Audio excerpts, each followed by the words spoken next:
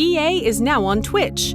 Join us Wednesday nights when Alistair reads a bedtime story, and Sunday mornings for a few hours of chill casual gaming, plus interviews, special guests, pickup streams, and more.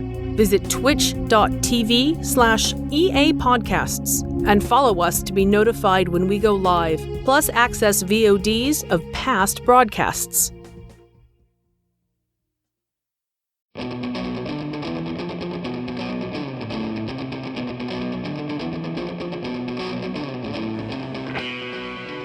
Escape Pod, Episode 974, Once Abandoned, by A.P. Hawkins.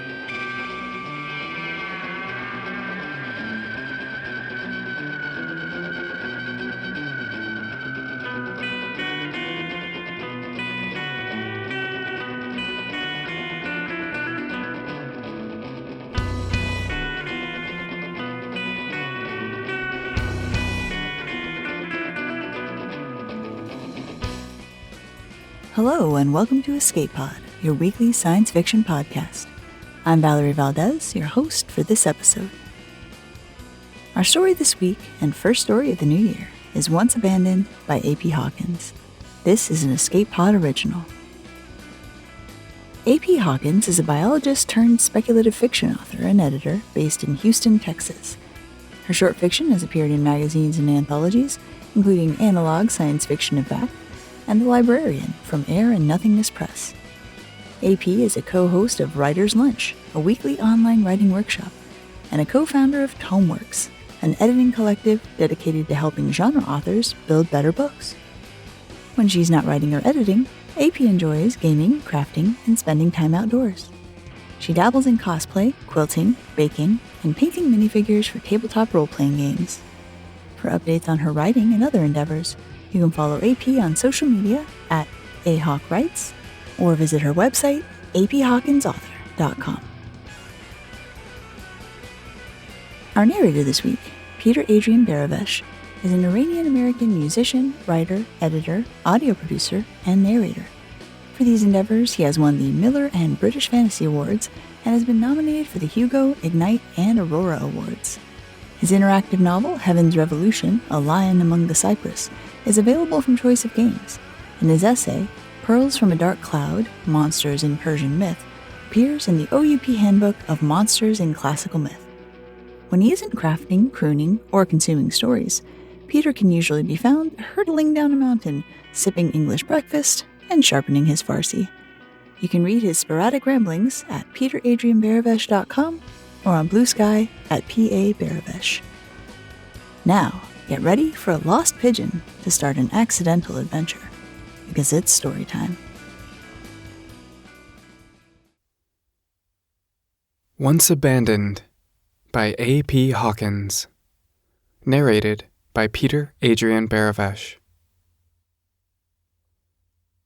Sapple whistled as he walked to the construction site, the sound echoing off nearby buildings in a muffled way. It was early spring, and the city was bursting with the vibrant green of new growth. Wild edibles sprouted from rooftops like tufts of hair. Wildflowers and herbs crowded ledges beneath every window. Vines crawled over walls, buds promising fruit come summer. Out of all the buildings in the city, only the new one was bare. Its fresh gray concrete was harsh, unnatural, sticking out like a sore thumb from the green city and the wild country that surrounded it.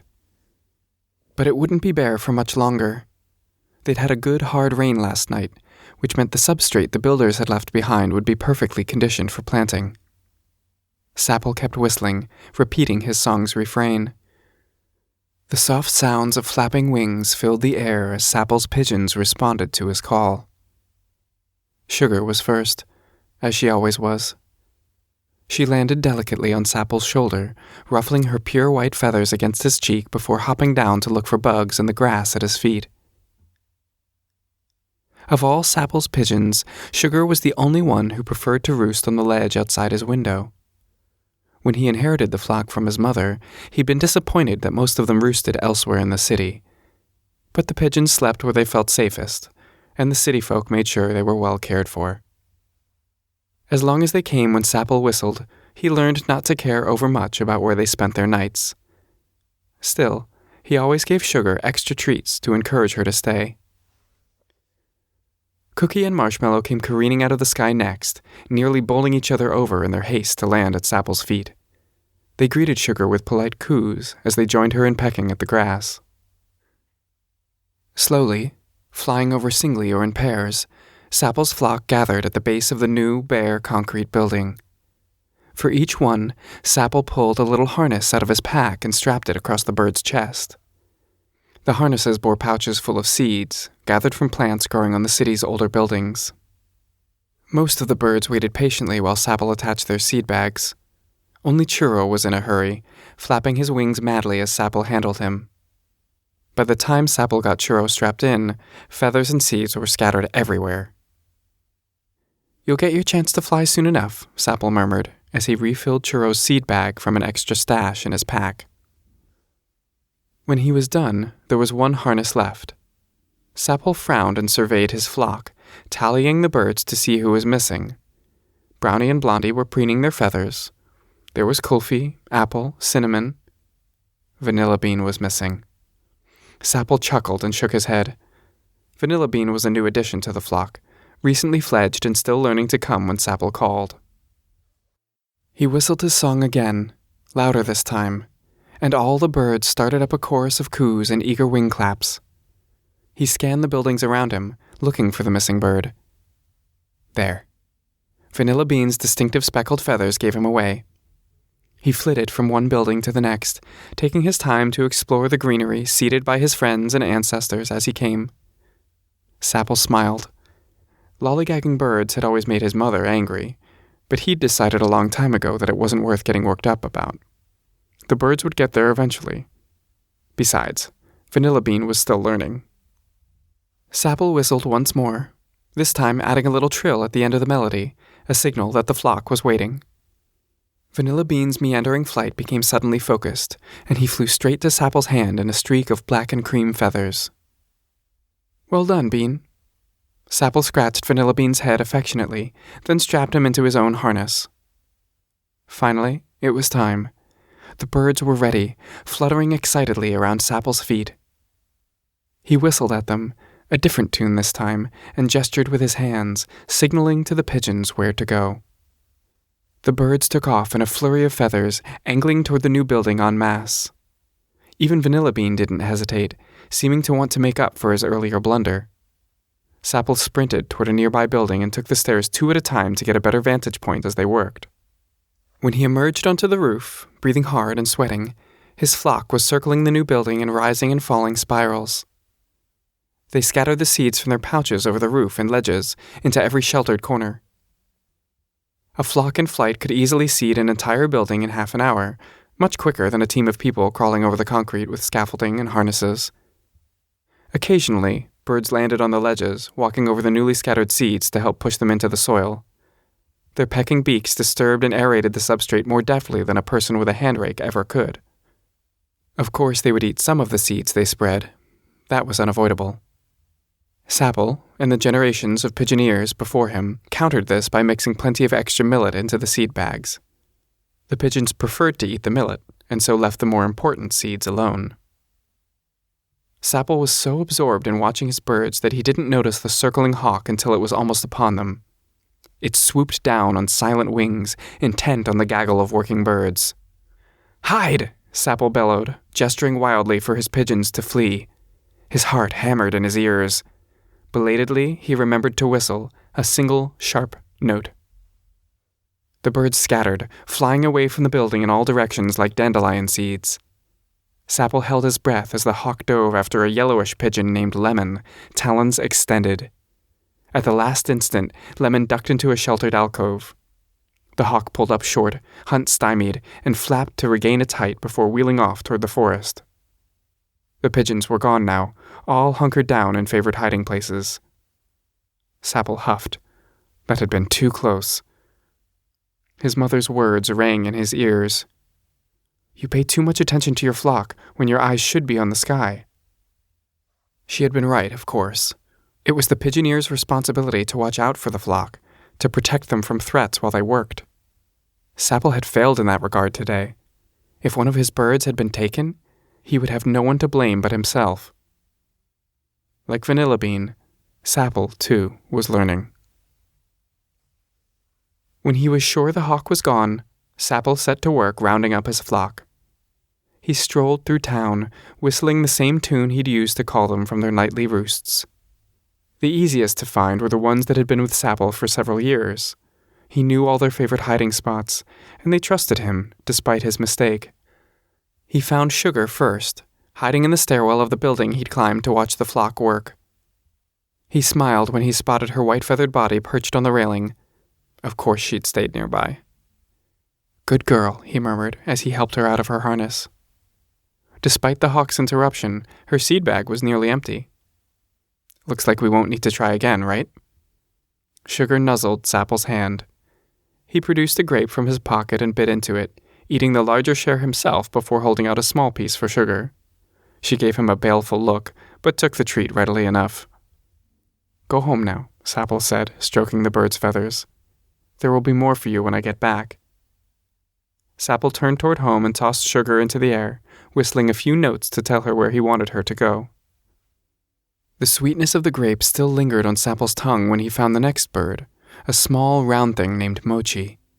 He had wedged himself into a high, narrow corner where two walls met and was reluctant to come out. The sight of Sapple, still whistling his calling song, didn't persuade him. But Mochi couldn't resist a bite of grape any more than Sugar had. He fluttered down when Sapple held it out and barely allowed Sapple to remove his harness before speeding off toward his usual roost. The more of his birds Sapple found, the more concerned he became. With Sugar as the one exception, they were all so frightened. Not a single one of them came at his whistle. All required the temptation of a grape or crushed peanuts to come out of hiding. Worry twisted in his guts, soured the sweetness of the grapes he bit into small pieces for the birds. What if Sapple had ruined his flock today, all because he'd let a hawk get too close? He could almost see his mother's disapproving stare, could hear her telling him that his pigeons would never fly again now. And the worst part was, part of him believed it. It was rare, but it had happened before. After flocks were set upon by hawks or foxes, the birds just refused to work. Sapple shoved the thoughts aside, focusing instead on finding his remaining birds. He couldn't solve problems before they arose. But the worry remained, twisting his stomach and tightening his chest. Eventually, Sapple found the rest of his flock and sent them back to their usual roosts. All except for one. Vanilla Bean is missing. Sapple stared out the window, the purslane fritters he'd made for dinner forgotten. Outside, Sugar was settled in for the night, tucked into a pigeon-sized divot in the foliage on the window ledge. "Are you sure?" Sapple's wife, Teshta, asked. There was concern in her voice. "I know he's not always the best at coming when you call." "I'm sure," Sapple sighed. Unfortunately, since Vanilla Bean was a newer addition to the flock, Sapple didn't yet know much about his preferred hiding spots, so Sapple had spent all day searching, looking everywhere he thought a pigeon might hide. There wasn't a crack or crevice he hadn't peeked into, hoping to see speckled feathers inside. Sapple rubbed a hand over his face. If his mother were still alive, he would be getting an earful right now. But he didn't need a scolding to know it was his fault. Vanilla Bean was missing, might be hurt, all because Sapple hadn't been watching the sky when he should have. "You should eat," Teshta said, pushing Sapple's abandoned plate closer to his arm. "What am I supposed to do, Teshta?" Sapple pushed the purslane fritters around on the plate but didn't eat them. "Those birds are my responsibility. I can't just have one go missing. What's going to happen to poor Bean if I can't find him? And what if the birds are too frightened to work again? A whole flock, out of commission during planting season. We can't afford that." Teshta crossed her arms and frowned across the table at him. "One mistake is not the end of the world, Sapple," she said. "Tomorrow you can go out and look again. I'm sure after spending the night in a strange place, Vanilla Bean will be more than happy to come when you call. And your birds trust you. They'll work again." Sapple sighed, picking up one of the fritters. Teshta was right, of course. His catastrophizing was a bad habit, one he'd hoped would get better after his mother died. Instead, it had only gotten worse now that she wasn't here to overanalyze every little mistake for him. He held a hand across the table. Teshta took it, smiling. Sapple couldn't bring himself to smile back, but he did pop the fritter into his mouth and actually managed to savor the flavor as he chewed. "Thank you," he said. The next morning, Sapple went out before the sun rose. Despite Teshta's advice, he'd barely slept, kept up by worries for Vanilla Bean. But what little rest he'd managed to get had brought clarity. If his birds were too frightened to work, he would simply retrain them until they regained their confidence. And Vanilla Bean, though young, was smart. He had likely found his way home sometime in the evening. But Sapple's burgeoning hope withered when he checked Vanilla Bean's usual nighttime roost, a sheltered ledge on the 3rd floor of a building around the corner. Old Uncle Calf was awake and was startled to see Sapple poking around his ledge before dawn.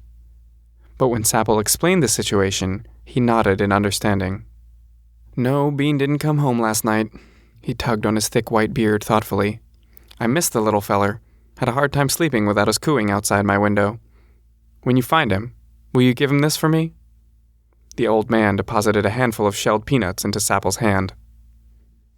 The peanuts rattled in Sapple's pocket as he headed back to the new building somewhat deflated. It was possible Vanilla Bean had been too frightened to go far and had holed up nearby. It was possible that Sapple had simply missed him the day before. Possible, but not likely. "Vanilla Bean," Sapple called. He made his best imitation of a pigeon's coo, whistled a few notes of his calling song. "Bean!" He poked around the base of the building, then climbed the exterior steps, surveying each ledge for any sign of the missing bird. He found one on the roof.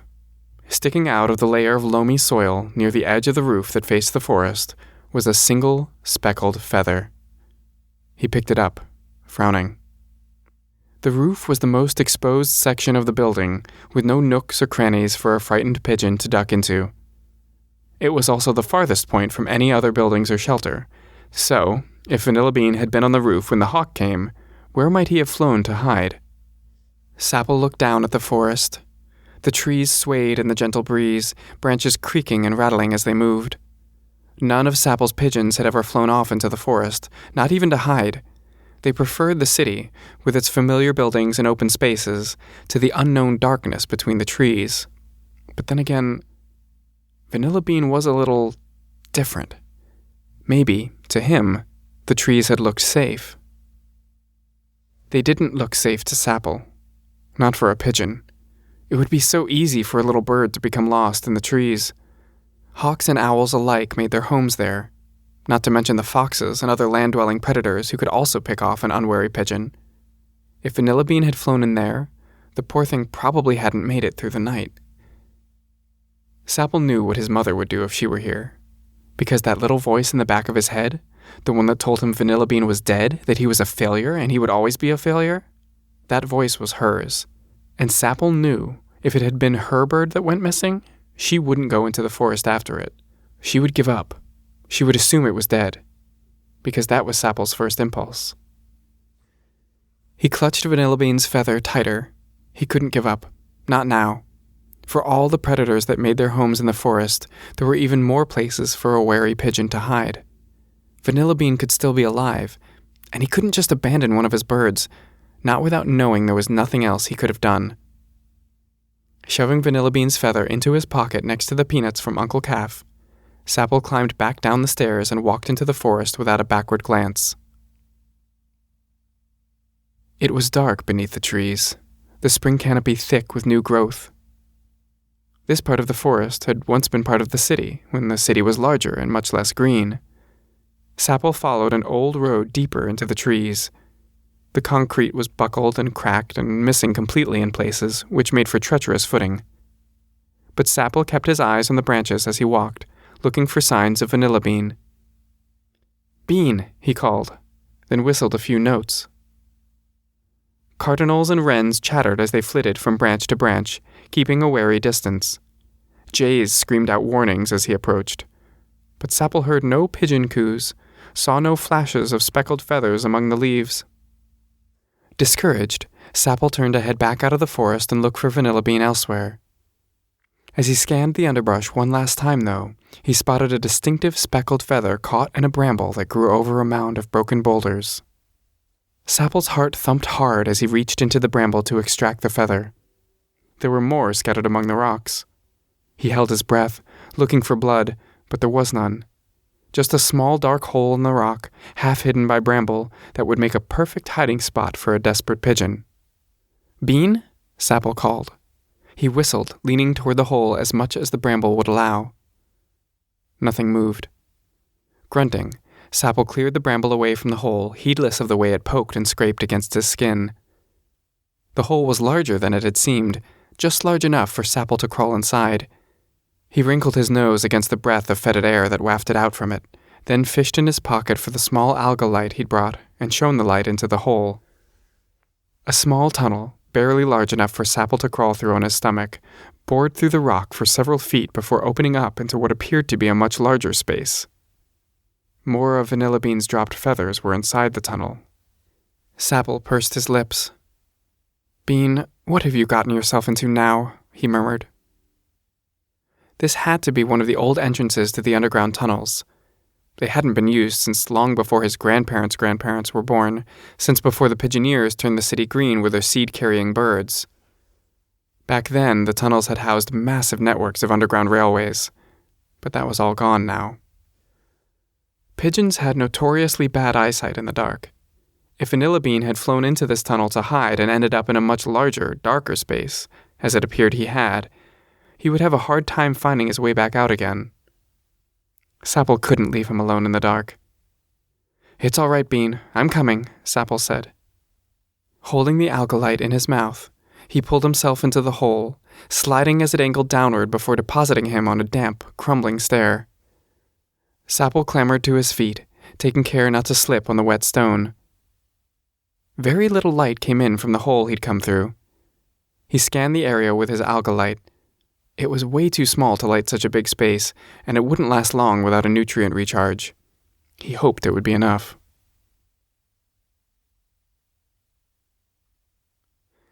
It was so quiet in the tunnel, compared to the forest above. It was warm, too, the air stagnant and leaving an oily feeling in Sapple's nose. A slight breeze whispered past his cheek, bringing with it a faint echo of dripping water. A flurry of fluttering wings and agitated pigeon trills burst out of a dark alcove to Sapple's left, dropping feathers as it went. "Bean? Is that you?" But the dropped feathers didn't belong to Vanilla Bean. They were a solid drab gray, a color that he couldn't recall seeing among any of the city's trained flocks. Sapple frowned. Wild pigeons had been abundant in the city before they were re-domesticated for use in agriculture. As far as he knew, all the feral creatures had been rounded up and cared for, and had become the ancestors of the pigeons Sapple trained now. Was it possible some had evaded the re-domestication efforts? "Vanilla Bean," Sapple called, shining his alga light around. There, perched on an old rusty pipe hanging from the ceiling were several pigeon shapes. Nestled in the midst of them, feathers ruffled, was Vanilla Bean. The poor thing looked terrified. He was dirty, covered in mud and cobwebs. His harness, which Sapple had carefully strapped in place the day before, dangled from one shoulder, seed bag torn open. When the beam of Sapple's alga light fell on him, he huddled closer to his newfound companions, shivering. "Oh, Vanilla Bean," Sapple whispered, digging in his pocket for Uncle Calf's peanuts. "It's all right. You're all right." He guessed that Vanilla Bean, frightened, had flown blindly to escape the hawk. The hawk, giving up on the rest of the flock, had followed, chasing Vanilla Bean into the hole in the rock. Vanilla Bean had escaped the hawk only to be unable to find his way home. It broke Sapple's heart to see one of his birds in such a state, but he couldn't help but smile, just a little. At least Vanilla Bean hadn't been alone. "Who are your friends, Vanilla Bean perked up a little when the handful of peanuts clattered to the floor, but his companions were faster. They fluttered down together, pecking and scratching at the treat, leaving nothing but crumbs for poor, frightened Vanilla Bean. Sapple was impressed. They were bold for wild things that had never seen a human face. But as he watched them eat, he soon realized the reason for their bravery. As bad as Vanilla Bean looked, These poor birds looked many times worse. They were thin, haggard-looking things, their feathers stringy and dirty. How long had they been trapped here in the dark? How many generations? Food and water couldn't be easy to find in the tunnels since humans had abandoned them. So no, they weren't bold for wild things. They were desperate, starving, abandoned just as surely as the tunnels they lived in. After several minutes of coaxing, Sapple managed to convince Vanilla Bean to take the last of the peanut crumbs from his hand. The frightened bird brightened then, and seemed to recognize Sapple at last, cuddling up to his hand and cooing happily. The other pigeons, realizing no more peanuts would be forthcoming, had retreated to their perch on the rusty pipe and now regarded Sapple carefully. Ignoring them, he removed Vanilla Bean's harness. Fortunately, the only damage was to the harness itself and could be easily fixed. Vanilla Bean, though shaken by his ordeal, was unharmed. "You did good, Bean, getting away from that hawk," Sapple said, stroking Vanilla Bean's feathers. "But don't come down here to hide again." He untangled sticky cobwebs from around Vanilla Bean's wings and feet. "Why don't we go home, Uncle Calf misses you." Vanilla Bean cooed and fluttered up to his shoulder. But when Sapple began walking back toward the hole in the rock, Vanilla Bean flew from his shoulder and landed back among the wild pigeons, ruffling his feathers to a chorus of happy coos as he settled among them. Sapple laughed. "You like your new friends?" As he watched Vanilla Bean attempt to preen a particularly sticky clod of mud from one of the wild pigeon's shoulders, he knew what he had to do. His mother would tell him that his responsibility was to his flock, only his flock, and these wild pigeons weren't a part of it. She would tell him that they could be carrying diseases, that they could take care of themselves, that he should just take Vanilla Bean and go home. But Sapple couldn't do that. He didn't see that it mattered whether these pigeons were part of his flock or not. They needed his help, and he would help them. "I'll be right back, Bean." Leaving the algalite so Vanilla Bean and the other pigeons would have a little more light to see by, Sapple pulled himself up through the hole, then sprinted away toward the city. Less than an hour later, Sapple returned with an alga lamp big enough to light the tunnel, blankets, and a lot of extra hands. Teshta was with him, as were Uncle Calf and his daughter Omalee, along with her husband and their daughter. Dally had brought her 8 sons, their young faces serious about the importance of what they had come to do. Even Shima had agreed to help, bringing more peanuts and water for the hungry birds. Together they shifted boulders, widening the hole into the tunnel so they could go in and out easily. Once inside, Dally's boys wondered loudly at the tunnel's size. Sapple and the others shushed them. "You'll scare the pigeons," their mother explained. Sapple led the catching effort. Some, the birds desperate enough to approach Shima's offerings of treats, they were able to catch by hand. Others were too wary to come close. Dally's boys threw blankets over these birds enthusiastically, immobilizing them long enough to be scooped up in gentle hands. One by one, the wild pigeons were transferred to a holding pen outside, stocked with food and water, where they could be assessed for diseases or injuries and acclimate to human presences before being re-released. Through it all, Vanilla Bean perched on Sapple's shoulder, cooing encouragement to his newfound friends. They found 42 pigeons in all. Sapple was sure there were more. He could hear their wings fluttering in the further recesses of the tunnels, but by then it was late in the evening and everyone was tired. Dally's boys had already made plans to come back the next day, with all their friends from school to help them. "They'll never be able to integrate into the trained flocks, you know," Teshta said. "Not fully." She and Sapple were standing by the holding pen after everyone else had gone home, watching the wild pigeons as they huddled on shadowy perches in little feathery clumps. Vanilla Bean, despite Uncle Calf's cajoling, had remained with them. "I know," Sapple said.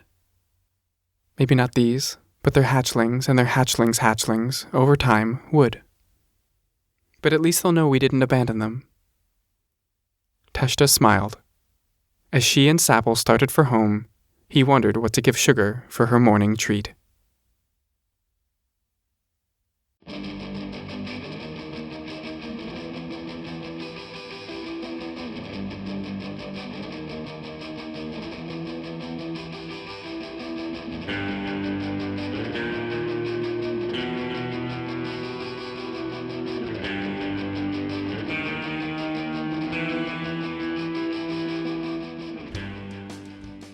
Once again, that was Once Abandoned by A.P. Hawkins.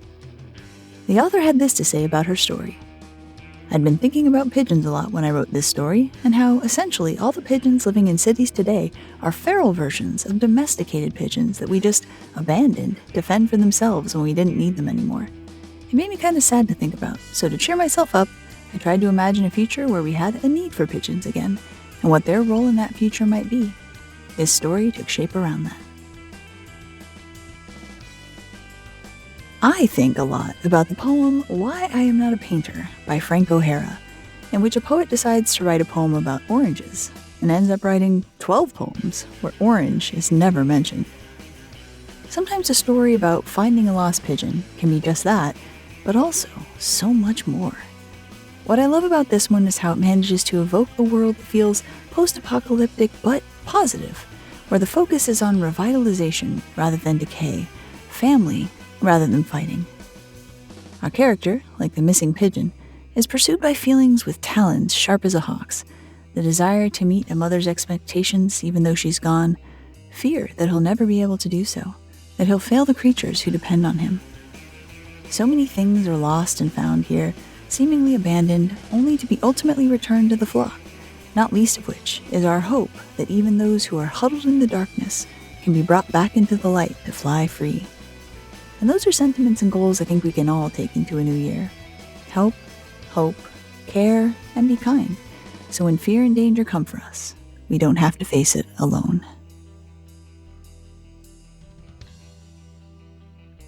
Escape Pod is part of the Escape Artists Foundation, a 501c3 nonprofit, and this episode is distributed under the Creative Commons Attribution Non-Commercial No Derivatives 4.0 International License. Don't change it. Don't sell it. Please do share it. If you'd like to support Escape Pod, please rate or review us on Spotify, Apple Podcasts, or your favorite app. We are 100% audience supported, and we count on your donations to keep the lights on and the servers humming. You can now donate via 4 different platforms. On Patreon and Ko-fi, search for Escape Artists. On Twitch and YouTube, we're at EA Podcasts. You can also use PayPal through our website, escapepod.org. Patreon subscribers have access to exclusive merchandise and can be automatically added to our Discord, where they can chat with other fans as well as our staff members. If you're an Apple user, in order to avoid additional fees added by Apple, make sure to subscribe using a non-app method, such as your device's browser. Our opening and closing music is by Daikaiju at daikaiju.org. And our closing quotation this week is from Alfred Lord Tennyson, who said, "Hope smiles from the threshold of the year to come, whispering, it will be happier." Thanks for joining us, and may your escape pod be fully stocked with stories.